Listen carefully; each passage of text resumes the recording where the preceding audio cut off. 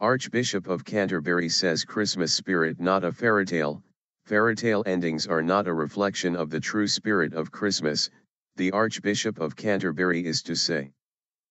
In his Christmas Day sermon, the Most Rev Justin Welby will allude to the World War I battlefield truce between German and British troops in 1914. The Archbishop will remind Canterbury Cathedral the truce was a one-day wonder and the war continued with the same severity the next day.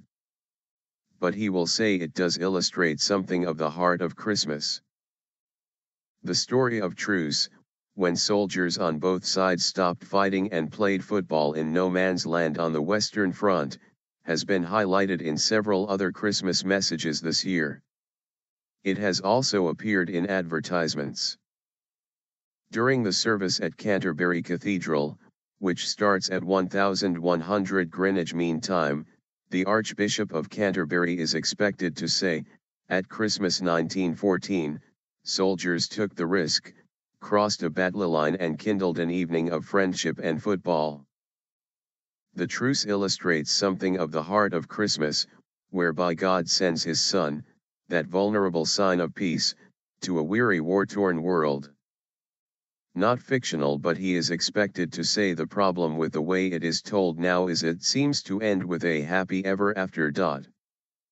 Of course we like Christmas stories with happy endings, singing carols, swapping photos, shaking hands, sharing chocolate, but the following day the war continued with the same severity.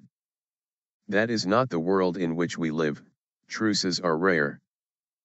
The Archbishop is expected to urge worshippers not to reduce the story of Christmas to something utterly remote, about lives entirely different, fictional, naive, tidy. Jesus came to the reality of this world to transform that reality, not to take us into some fantasy kind of happy ever after, but to good news of great joy for all people.